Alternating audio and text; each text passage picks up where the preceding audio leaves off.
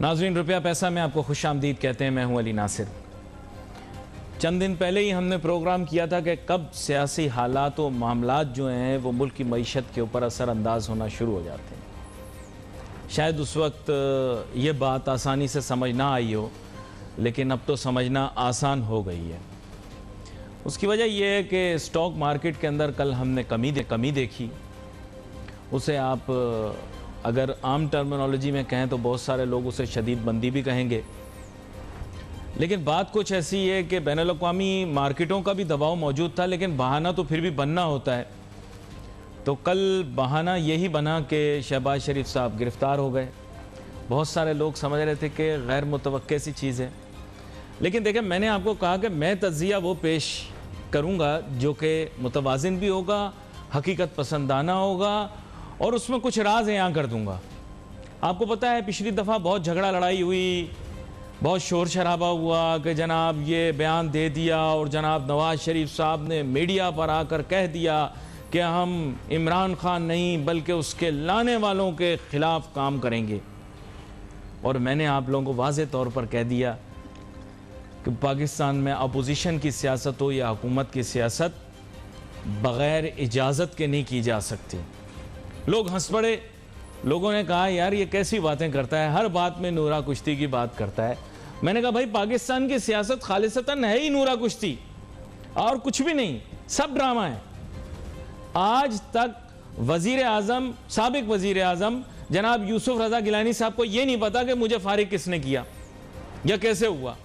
जो भी वो एक तो कानूनी चीज़ें थी ना, जो कानूनी मामलात थे वो तो अपनी जगह थे, वहाँ पर तो उनके हाथ बंद गए थे, क्योंकि हम भी ज़ाहिरी बात है अदलिया का एहतराम करते हैं, जो उनका फैसला है वो सर आंखों पर।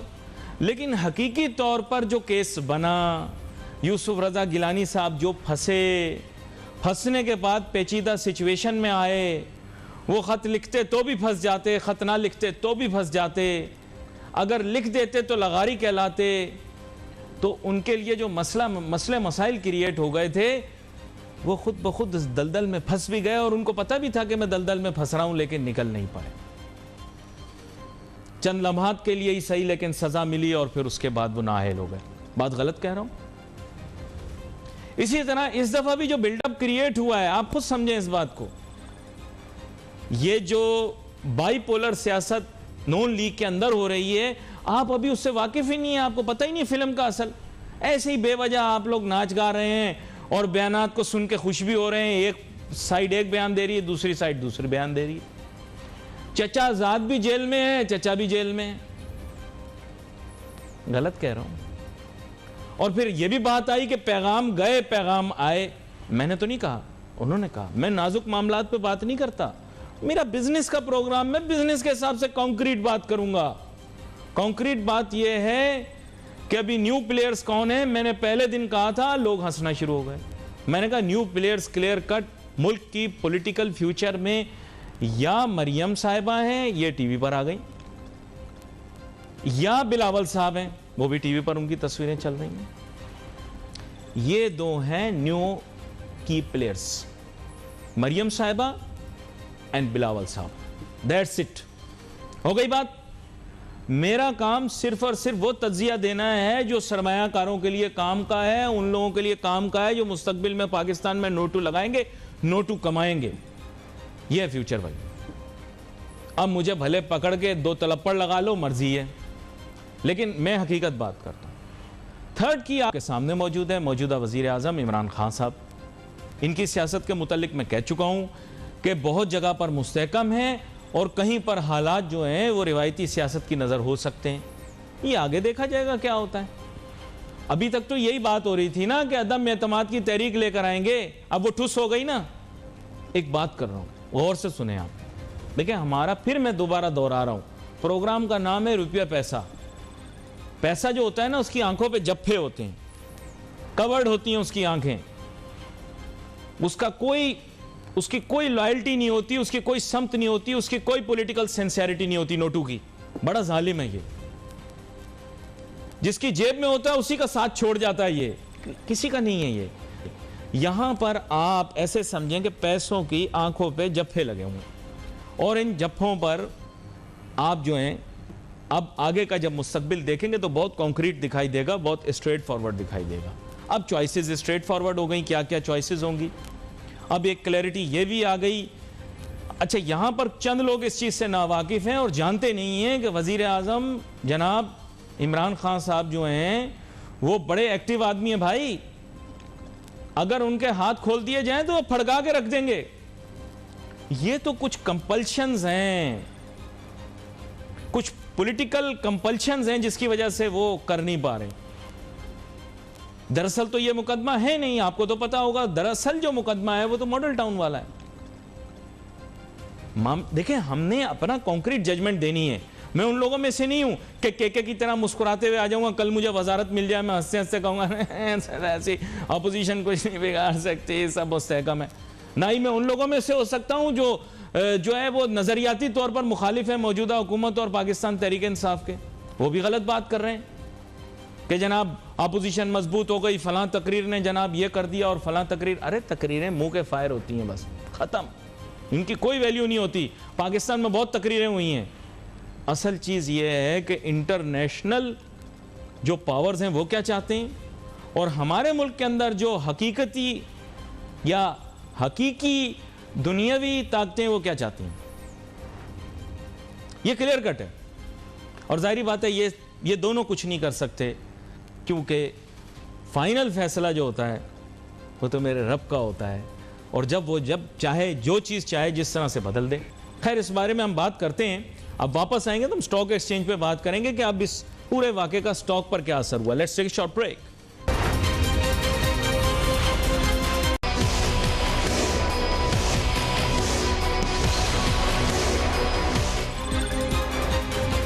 अच्छा, दूसरी चीज़ है अमेरिकी सदारती इंतखाबात, ठीक है। अब उसमें क्या होने वाला है, उसमें जनाब होगा बड़ा ही सख्त किस्म का टाकरा साबिक नायब सदर जो बाइडन और ट्रंप साहब।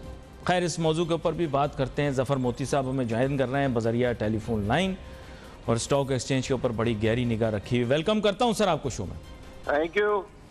ज़फ़र मोती साहब, अब बात कुछ ऐसी है कि मंदी तो चलो वक्तन फ़वक्तन आती रहती है। कल की मंदी की वजह ये कहते हैं कि जनाब शायद पाकिस्तान के बदलते सियासी हालात हैं। अचानक ये जो आसमानी मोड़ आ गया, इसमें एक तो शहबाज शरीफ साहब वाला भी हो गया, फिर पीपल पार्टी भी जरदारी साहब की वजह से थोड़े से दबाव में आ गई। तो क्या यही हकीकी वजह है या और भी कोई वजूहात हैं? देखिए, जुम्मे से ही मार्केट ने टर्न अराउंड ले लिया था जी, और जुम्मे को ही मार्केट ने दो उसकी मेन वजह थी। इंटरनेशनल मार्केट भी खराब हो गई थी। दूसरा जो मेन मसला था वो जो था ये था कि हमारे जो फ्यूचर के कॉन्ट्रैक्ट होते हैं ना, वो उसका अभी आखिरी दिन आ गए थे। जी जी। तो जब आखिरी दिन आते हैं तो उसमें ट्रेडिंग और वो जो है नॉर्मल नहीं रहे। और यही हमने आखिरी दिन, जब आपको याद हो कि कुछ महीनों पहले ऑयल के प्राइसेस पे देखे थे, तो ऑयल के जो कॉन्ट्रैक्ट थे वो माइनस में चले गए। जी जी जी जी, बिल्कुल बिल्कुल याद आता है आपको? जी जी, बिल्कुल बिल्कुल। ठीक है जी। तो ये जो है अपना इसकी वजह से जुम्मे से ही पता चल रहा था कि अब करेक्शन का टाइम आ गया। जी जी। लेकिन जब मंडे को मार्केट खुली तो वो स्टेबल थी, 300-400 पॉइंट हमारे यहाँ मार्केट में नॉर्मल है जी। जब गिरफ्तारी की खबरें आई और ये पता चला कि अब ये ऑल आउट रोड पर रोड मास्टरी होगी जी, तो उसका इफेक्ट ये आया कि मार्केट ने 900 पॉइंट का डिस्काउंट देखा और एक बहुत बड़ी मुश्किलात में है मार्केट आगे। अच्छा, लेकिन आपको लगता है कि सियासी तौर पर हालात इतने ज़्यादा मुतासिर हो जाएंगे कि मुल्क की माशी समत तब्दील हो जाए, या फिर जैसे आपने कहा कि चीज़ें सड़कों पे आएँ? क्योंकि अभी तो लोग यही सोच रहे हैं कि जो मामलात हुए हैं इसके बाद मामला ठंडा हो जाना ज़्यादा दिखाई देता है, इसके बाद कोई ख़ास तब्दीली आना तो बिल्कुल मुतवक्के नहीं, बल्कि जो अदम एतमाद की तहरीकों की बातें हो रही थी वो भी अब टैं फिश हो जाएंगी। क्या कहते हैं आप?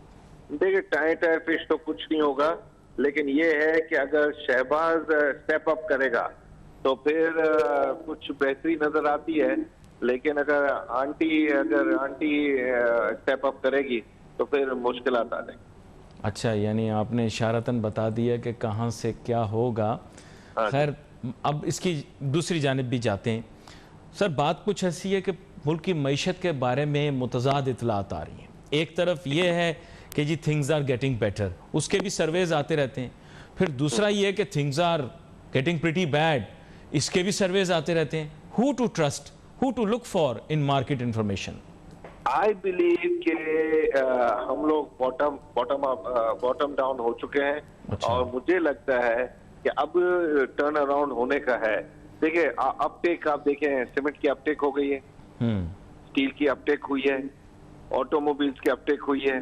अच्छा, थोड़ा सा कंज्यूमरिज्म में भी लोग निकले हैं बाहर, ठीक है। ऑयल की भी कंजम्पशन में थोड़ी हुई है, और वो जो है ओवरऑल जो सिचुएशन है वो लगता है कि अब हमारी मार्केट्स जो है वो जो ओवरऑल सिचुएशन है उसकी बेहतरी की तरफ जा सकती है। अब इकोनॉमिक वाइज जो है अभी ये भी पता चला है कि टेक्सटाइल्स के लोग अब थोड़े से खुश हुए, ज्यादा खुश नहीं हुए।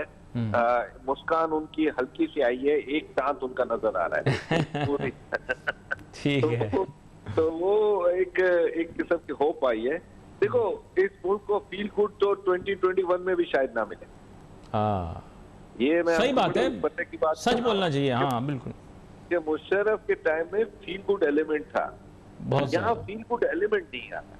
चाहे आप डिफेंस और क्लिफ्टन के रेजिडेंट्स को देख लो, चाहे आप पूरे कराची को देख लो, चाहे आप लोगों की मिजरी देख लो कि ना पानी है ना इलेक्ट्रिसिटी है। बल्कि किसी दोस्त ने अच्छा शेर उसने कहा है कि भाई एक ही बारिश में बह गया डिफेंस और सुरजानी, ना कोई बर्गर रहा ना कोई बिरयानी। खैर यहाँ पर आपके साथ गुफ्तगू जारी रहती है। अमीन यूसुफ साहब भी हमें ज्वाइन कर रहे हैं बजरिया टेलीफोन लाइन। काफी अमीन यूसुफ साहब काफ़ी अरसे से आंखों से ओझल रहे हैं, अब अचानक वापस इस वजह से आए क्योंकि बीच में केमिकल की तरफ चले गए थे ये ज़्यादा।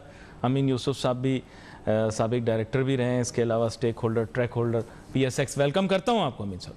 अस्सलाम वालेकुम भाईजान, कैसे हैं आप? ठीक हैं? अल्लाह का शुक्र है, दुआएं हैं। माशाल्लाह से आपके चलता रहता है, हम देखते रहते हैं। बड़ा अच्छा प्रोग्राम्स होते हैं आपके, इंफॉर्मेटिव भी होते हैं और कुछ कभी कभी ऐसी चीजें भी आप दिखाते हैं जो बिल्कुल रियलिटी होती हैं। थैंक यू अमीन साहब। आप इतना कम अब स्टॉक पे बात कर रहे हैं कि जफ़र साहब भी आपको भूल गए हैं, कह रहे हैं भाई कहाँ चले गए अमीन यूसुफ साहब। अच्छा अमीन साहब, मैं आपसे बरह रास्त सब सवालों की जाने आऊँगा और सवालों के विछाड़ कर दूंगा। काफ़ी अरसे से कुछ चीज़ें दिल में रखी हुई थी। वो ये कि जनाब वाला अभी जो हालात बन रहे हैं, ज़फ़र मोती साहब ने वजाहत से बता दिया है कि बुनियादी तौर पर बैनुल-अक़वामी हालात भी मुतासिर हुए हैं, आगे चल के थोड़े बहुत सियासी हालात भी मुतासिर कर सकते हैं। इन्होंने both sides of the coin बता दिया कि सियासी हालात ख़राब होने की वजह से जो है वो स्टॉक मार्केट किस जानिब जा सकती है। क्या आपको लगता है कि इस वक्त सियासी हालात इस करवट बैठेंगे कि वो मईशत को मुतासिर करें और बिलखुसूस स्टॉक मार्केट को हिट करें? क्या कहते हैं आप? देखिए बिल्कुल जफर ने सही किया। पॉलिटिकल फ्रंट से जो मेन चीज होती है, जो इन्वेस्टर होता है उसको कंसर्न होते हैं कि अगर पॉलिटिकल फ्रंट से अगर चीजें सही हैं, नॉर्मल हैं, तो फिर वो इन्वेस्टमेंट्स करता है, अदरवाइज वो अपनी इन्वेस्टमेंट्स रोक सकता है। लेकिन दूसरी साइड में जाएंगे, आपकी चीजें बेहतर हो रही हैं, इकोनॉमी बेहतर हो रही है। अब आप देखिए रोशन डिजिटल अकाउंट भी आ रहा है, तो आप पहले सोच सकते थे कि नॉन रेजिडेंट पाकिस्तानी भी यहाँ के इन्वेस्टमेंट्स करेंगे। तो पॉजिटिव चीजें भी आप देखें, नेगेटिव भी हैं, ठीक है। पॉजिटिव नेगेटिव है, अगर पॉजिटिव ज्यादा और नेगेटिव कम है तो ऑब्वियसली फिर तो प्लस नंबर ज्यादा होंगे तो चीजें बेहतर होंगी। ओवरऑल ऑब्वियसली जो मार्केट में गिरावट आई है वो यही वजह भी है, पॉलिटिकल फ्रंट से थोड़ी सी वो हुई है जिसकी वजह से आप देख रहे हैं। तो कल जो मार्केट में अगर आप देखें तो फ्यूचर के भी सेटलमेंट होती है, जो सेटलमेंट होनी थी वेडनेसडे की, जिसके कल आखिरी दिन था। अगर वो कोई किसी की पोजीशन रह गई है फ्यूचर में तो कल उसमें अगर उसमें बेचा है तो वेडनेसडे की क्लियरिंग कंबाइन हो जाती है, फ्यूचर की डिलीवरी वेडनेसडे को आती है, वही क्लियरिंग जा रही होती है। तो इसकी वजह ये भी थी कि कुछ रह भी गई थी चीजें, उसकी वजह से भी आया। और प्लस ये न्यूज आ गई तो मल्टीप्लायर इफेक्ट हो गया। ऑब्वियसली जब फ्यूचर का एंड हो रहा होता है तो कुछ ज्यादा पोजीशंस अगर हो जाती हैं तो मार्केट गिरावट दिखाती है। लेकिन इसके बाद रिजल्ट्स की बात है, मेन कंसर्न है कि रिजल्ट जो है ऑब्वियसली इतने अच्छे नहीं आएंगे। कोविड की वजह से कुछ चीजें इफेक्ट हुई है, लेकिन नेक्स्ट क्वार्टर के रिजल्ट अच्छे होंगे। लेकिन एक चीज जो है गवर्नमेंट को करनी चाहिए कि एनफोर्समेंट करनी चाहिए। फूड इन्फ्लेशन बहुत बढ़ रहा है, ये बहुत बड़ा कंसर्न है, क्योंकि इसकी वजह से आपका इंटरेस्ट रेट बढ़ सकता है। अगर फूड इन्फ्लेशन अब बढ़ जाएगा तो ऑब्वियसली फिर आपको पता है कि नॉन एंड फूड मिला के ही इन्फ्लेशन नंबर्स आते हैं। तो ये कंसर्न है। ओवरऑल पॉलिटिकल फ्रंट पे देखें, यहाँ पे हमेशा पाकिस्तान में जो है इस तरह से चीजें चलती हैं। हिस्ट्री उठा के देख लें कि ये चीजें तो नॉर्मल हैं, लोग यूज्ड टू हो गए हैं। पहले एक जमाने में तो सुसाइड बम्बर होते थे, अब ये चीजें भी चल रही, तो इसके तो हम यूज टू हैं, हमें पता है। लेकिन एक ओवरऑल हमने ये देखना है कौन सा सेक्टर है, जिस सेक्टर में ग्रोथ है उसमें ऑब्वियसली वो परफॉर्म करेगा मार्केट में। और इन्वेस्टर जो है, देखिए इन्वेस्टर भी होते हैं, ट्रेडर भी होते हैं। इन्वेस्टर तो हमेशा बैठा हुआ होता है, वो तो अपॉर्चुनिटी ढूंढ रहा होता है कि उसको सस्ता माल मिल जाए और वो लेके बैठ जाए। अच्छा, यहाँ पर मुझे एक छोटी सी ब्रेक लेनी है। ब्रेक के बाद जब हम वापस आएंगे तो आप दोनों मेहमानों के साथ गुफ्तगू जारी रहेगी और मैं जानने की कोशिश करूँगा कि थोड़ा जो कॉम्पिटिटिव या कंपेटिटर्स हैं स्टॉक मार्केट के एज एवेन्यूज़ ऑफ इन्वेस्टमेंट, वहाँ के क्या हालात हैं, क्या लोग सरमाया वहाँ लगाएंगे, यहाँ लगाएंगे। Let's take a short break.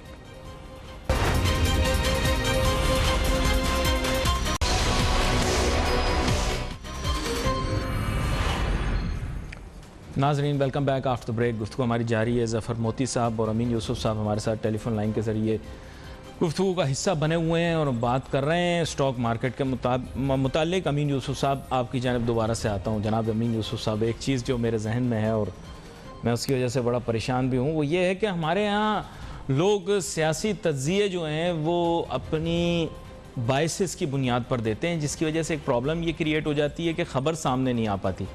एक ख़बर हो, सीधी सादी सी खबर होती है, या वो हुकूमत को मुतासिर करेगी या नहीं करेगी, लेकिन लोग उनको अपनी पॉलिटिकल बाइसेस की वजह से कभी किस सम्त में कभी किस सम्त में मरोड़ तोड़ के पेश कर देते हैं। तो अभी बात यही हो रही थी फील गुड इफेक्ट की। मुशर्रफ साहब के दौर में क्योंकि इस तरह की कोई इनकन्सिस्टेंसी थी ही नहीं, तो स्ट्रेसफुल सिचुएशन क्रिएट ही नहीं होती थी, क्योंकि एवरीबडी न्यू कि मुशर्रफ इज़ अराउंड। वो तब तक अराउंड रहेगा जब तक उसका मामला जो है उसका मामला सेटलमेंट की तरफ नहीं जाएगा। मुशर्रफ साहब प्रोग्राम देखते भी हैं, इसलिए अमीन यूसुफ साहब, मैं मुख्तसरन आपसे पूछना चाहूँगा कि ये जो फील गुड और बैलेंस्ड और एक जैसे आप कह सकते हैं कॉर्डियल एनवायरनमेंट, ये तो तभी क्रिएट हो सकती है जब अनबायस होकर बंदा पॉलिटिकल ओपिनियन स्टेट करे। क्या कहते हैं आप? भाई इसमें देखें बहुत से आपके एनालिस्ट आ गए हैं जो उनको पता भी नहीं है और गली गली में घूम रहे हैं और वो ऐसी जाके एनालिसिस दे देते हैं। ये स्टॉक एक्सचेंज में भी कहूँगा, इस पे भी सिस्टम एक होना चाहिए। देखें, अगर मैं कोई एनालिसिस किसी स्क्रिप्ट के बारे में दे रहा हूँ, कोई भी चीज के बारे में दे रहा हूँ, तो मेरे पास वो माल पड़ा हुआ है या मैं अपना माल बेच रहा हूँ या माल निकाल रहा हूँ। और इसी तरह से पॉलिटिकल में भी एनालिस्ट बने हुए, यार आप उनकी डिग्री होनी चाहिए, एमए पॉलिटिकल्स हो, साइंस हो, फिर जाके वो कमेंट करें ना। ऐसे आप या तो मैट्रिक फेल को अगर आप बोलेंगे तो फिर मैट्रिक फेल तो यही करेगा, या तो उसकी कोई सिस्टम बनना चाहिए, SSCP से हो या कोई इदारा हो जिनको मैनेज करे कि भाई ऐसा आके आप जाके इकोनॉमी को डैमेज करेंगे, लोगों को डैमेज करेंगे। मैं कल जाके कुछ चीज ऐसी बोल दूं अभी और फिर वो लोग बोले नहीं हो गया, उसमें बंदा अपना माल बेच देगा, ये कोई ऐसी डिसीजन ले लेता है, उसको नुकसान होता है। देखें, वो मॉनेटरी नुकसान तो मेरी जेब से जाएगा ना, जिसको है किसी को जाएगा, कहने वाले को थोड़ी जाएगा। तो वो पैनलाइज होना चाहिए। एनालिस्ट भी है वो सर्टिफाइड हो। पॉलिटिकल एनालिस्ट जो बैठे में इतने सारे माशाल्लाह से आते हैं और वो अपनी कह के जाते हैं, उनकी डिग्रियां क्या हैं वो तो चेक करें। आप दूसरों की डिग्रियां चेक कर रहे होते हैं, पॉलिटिक्स में जो आते हैं, ग्रेजुएट एनालिस्ट की क्या चेक करेंगे? सर चेक करें ना, उसकी क्वालिफिकेशन क्या है। सर मैं अगर मेरी क्वालिफिकेशन ही नहीं है, मैं उसके हूँ ही नहीं, मेयर भी नहीं हूँ, तो मैं किस बेस पे अब एनालिसिस दे रहा हूँ? यार आप मुझे बताएं। आपके साथ मिलकर हमने प्रोग्राम किया था, मॉर्निंग शो में मैं आपके साथ आता था, हम करते थे, तो हम बैठ के सारी चीजें ऐसी होती थी। देखिए, एक होती है जिससे डैमेज होता है। देखिए, डैमेज किसी को नहीं देना है। स्टॉक एक्सचेंज में भी एनालिस्ट हैं जो आके कह के चले जाते हैं, उनको भी चेक। इतने सारे व्हाट्सएप ग्रुप बने हुए, इतनी चीजें आ रही हैं, लोग उससे इफेक्ट हो रहे हैं। SSCP को चाहिए सख्त एक्शन ले, और यहाँ भी एक्शन लेना चाहिए। जो मैं सॉरी टू से, मैं किसी मीडिया को, किसी भी चैनल को नहीं बोलूंगा, लेकिन ओवरऑल जो है ना, कोई भी अगर चैनल पे बंदा आ रहा है, उसकी क्वालिफिकेशन क्या है? अच्छा, वो स्टॉक एनालिसिस की तरफ आ जाता है, वो कमेंट देने के लिए। मुख्तसर जरा स्टॉक एनालिसिस की तरफ आ जाते हैं। सर सब पे आ जाए, मैं तो सबकी बात करूंगा। मीडिया की गर्दन पतली होती है ना, सब आदमी उसे पकड़ लेते हैं। अगर यार नाराज नहीं, नाराज तो हमारा होना बनता है ना मीडिया वालों का। हमारी गर्दन पतली होती है, हर आदमी। आप चाय बहुत ज्यादा पीते हैं, चाय और कॉफी बहुत ज्यादा पीते हैं, इससे आप गर्म रहते हैं। सर मेरी एक बात सुने, किसी का बेटा, किसी की बेटी टिकटॉक पर जाकर कोई गाना गा लें, कोई नाच लें, कुछ कर लें, तो वो भी मीडिया का कसूर बन जाता है। अरे भाई, हमारा क्या कसूर है? अगर लोग खुद कंट्रोल नहीं कर पा रहे घर पर, तो इसमें हमारा क्या कसूर है? अगर इंटरनेट पर लोग ऐसा मवाद देख रहे हैं। अमीन यूसुफ साहब, एक मिनट देखिए, मैं इस मौजूद पे बात ही नहीं कर रहा, लेकिन आपकी खातिर मैं एक छोटी सी बात करनी थी। देखिए, मैं ये कह रहा हूं कि बुनियादी तौर पर इखलाकी मेयार को सामने रखते हुए लोग जिस तरह का मवाद जाकर देख रहे हैं इंटरनेट के ऊपर, ये हमारा कसूर है मीडिया वालों का? यार ये सब चीजें एस्टेब्लिश्ड है, माशरे में जो बुराई हो रही है मीडिया वाले कर रहे हैं। अच्छा जफर मोती साहब की regulator is responsible, not me on you. Who is the regulator who is doing job is not doing job. Then चले उस पर हम बात करते हैं। अभी तो स्टॉक पे आते हैं ना, अभी जरा स्टॉक एक्सचेंज पे तो हम आगे पीछे कर लें सिस्टम। जफर मोती साहब आपकी जाने बात हूं, जफर मोती साहब आपकी जाने बात हूं। बात यह है जफर मोती साहब के कंपीटिंग एवेन्यूज ऑफ इन्वेस्टमेंट भी हैं। अब ये बोल रहे हैं कि स्टॉक जो है शुरू में लिंक्ड रहता है प्रॉपर्टी प्राइसेस के साथ, फिर प्रॉपर्टी डिटैच हो जाती है जैसे पिछले इकोनॉमिक साइकिल में हुआ, और फिर वो अपने रास्ते चली जाती है, स्टॉक अपने रास्ते चला जाता है, ये एनोमली क्रिएट हो जाती है। अभी आप देखें तो जैसे रियल एस्टेट ब्रोकर वगैरह हैं वो तो बोल रहे हैं कि जनाब मार्केट बड़ी तेज़ हुई है, लेकिन जब हम जाते हैं प्रॉपर्टी का जहाँ पे ट्रांजैक्शन हो रहा होता है तो वहाँ पे हु का आलम सन्नाटा, कोई शायकीन, कोई मुतासिरीन बहुत होते हैं, शायकीन कोई नहीं होते। तो सर रियलिस्टिक सिचुएशन है क्या? Are other avenues of investment active? Is the property market active? Is it hurting the stock market? What is the reality? तो बड़ा अच्छा क्वेश्चन किया है। आजकल मैं भी जितने मेरे रियल एस्टेट के दोस्त हैं ना, उनसे बात करो तो वो इतनी अच्छी खबरें दे रहे होते हैं जैसे प्रॉपर्टी बूम हो गई, और जब रियलिटी में जाकर उसे देखते हैं तो प्रॉपर्टी बूम या कोई कुछ दूर दूर तक नजर नहीं आ रहा है। नहीं, तो दूर दूर तक प्रॉपर्टी की बूम नजर नहीं आ रही। नंबर 1। नंबर 2, ये जरूरी नहीं है कि अपना स्टॉक एक्सचेंज और इन सिंक हो अपने प्रॉपर्टी से। कभी ऑपोजिट चल रही होती है, कभी इन सिंक होती है। जब मैं वो जो फील गुड एलिमेंट कह रहा था, जब इकोनॉमी बूम पर होती है ना तो दोनों इन सिंक हो जाती हैं और दोनों एक साथ बढ़ रही होती है। एक तरफ प्रॉपर्टी भी बढ़ रही होती है, एक तरफ स्टॉक भी बढ़ रहे होते हैं, एक तरफ ऑटोमोबाइल्स की भी डिमांड शुरू हो जाती है, एक तरफ अच्छी घड़ियों की भी डिमांड शुरू हो जाती है, एक तरफ अच्छे रेस्टोरेंट पर लंचेस की भी डिमांड शुरू हो जाती है। लेकिन ये जो है, एक सेकेंड, ये जो मैं ये आपको बता रहा हूँ कि ये अब प्रॉपर्टी को आप स्टॉक से डीलिंक करें तो बेहतर है, क्योंकि प्रॉपर्टीज का अभी मसला अब उन्होंने रियलाइज किया है गवर्नमेंट ने कि भाई इसके अंदर काला धन को आने दो, नो क्वेश्चन आस्क करो। तो उसी से मैं आपको पहले कह रहा था कि सीमेंट की अपटेक भी इसी वजह से हुई है, लोहे की अपटेक भी इसी की वजह से हुई है, और लोगों को पता है कि अभी इनका माल नहीं बिकेगा, लेकिन उन्होंने अपना माल बनाना शुरू कर दिया है, यानी प्रॉपर्टीज के लिए फ्लैट्स बनने बनाना शुरू कर दिया है। और वो जो है इस्लामाबाद हो चाहे लाहौर हो, वहां पर तो हमने अपटेक देखी है, कराची को अभी तक हमने नहीं देखा है। यहाँ हम बात है, यहाँ पर अमीन यूसुफ साहब आपकी जानिब भी आता हूँ। असल में बात यह कि मौजू तो आपसे थोड़ा सा हटके, लेकिन फिर भी आपके साथ मैं ये चीज़ डिस्कस कर लेता हूँ। बेसिकली वहाँ पर ओवर सप्लाई और ग्लट क्रिएट हो गया अमीन यूसुफ साहब, जो मुझे दिखाई दे रहा है। तो ओवर सप्लाई और ग्लट क्रिएट हो जाने की वजह से ऐसा हो सकता है कि वहाँ पर कीमतें हाई होने की वजह से पैसे शायद वहाँ ना जाएं, वो अभी मौजूदा तौर पर स्टॉक में लगता रहे, मैं कुछ कह नहीं सकता। या फिर इसके बारे में आप कोई और तासुर रखते हैं कि रिज़ल्ट्स को देखते हुए शायद लोग स्टॉक से विड्रॉ करके थोड़ा उस तरफ जाएं, या फिर तीसरी ऑप्शन ये है कि ज़फ़र मोती साहब ने जैसे कहा कि ये बिल्कुल जो है डी लिंक्ड हैं, तो दोनों की जो भी इन्वेस्टर होगा वो अपना पोर्टफोलियो अपने मिजाज से बनाएगा। क्या कहेंगे आप? देखिए बिल्कुल डीलिंग के होता ही ये है। देखिए स्टॉक एक्सचेंज से जब आप पैसा बनाते हैं कहीं से, तो आप पैसा कहाँ डालते हैं? प्रॉपर्टी में। जो अक्लमंद इन्वेस्टर होता है ना, तो वो क्या करता है, पैसे सेविंग करके जहां से भी बनाता है, वो स्टॉक से बनाए कहीं और से बनाए, वो प्रॉपर्टी ले रहा होता है। कहते हैं ना, कुछ लोग कहते हैं कि जमीन तो बढ़ेगी नहीं ना घटेगी, तो जमीन तो बढ़ नहीं सकती ना, जो पीछे लैंड है वो इतना ही रहेगा, ग्रो तो नहीं करेगा, वहीं रहेगा। तो इसलिए इन्वेस्टमेंट होती है। और प्लस एक और चीज है यार, स्टॉक एक्सचेंज में आप आते हो, एएमएल की इतनी ज्यादा एम्फेसाइज किया हुआ है। What about the property? आपकी 1 करोड़ रुपए की चीज पूरी 1 करोड़ में आती है, रजिस्टर्ड होती है? नहीं होती है। जो बाकी का पैसा है वो कहाँ से आता है? उसकी आप कहाँ से एएमएल होती है, उसकी कहाँ से केवाईसी होती है? ये मेरा सवाल का जवाब अगर आप दे दें तो मैं बहुत मुतमीन हो जाऊंगा। इसके ये बड़ा अहम आपने नुक्ता उठाया है। वैसे तो ये स्टॉक से मुतल्लिक नहीं है, लेकिन हुकूमत को इस चीज़ का नोट करना चाहिए कि एक सिंगल विंडो, एक सिंगल इदारा या एक सिंगल निज़ाम जो पूरे कौमी सतह के ऊपर बनाए। यहाँ दोनों मेहमानों का शुक्रिया अदा करना चाहूँगा, हमारे साथ ज्वाइन, उन्होंने स्टॉक के ऊपर एक तजिया पेश किया। यहाँ पर एक छोटी सी ब्रेक लेते हैं, वापस आते हैं, फिर सम अप करते हैं चीज़ों को। Let's take short break.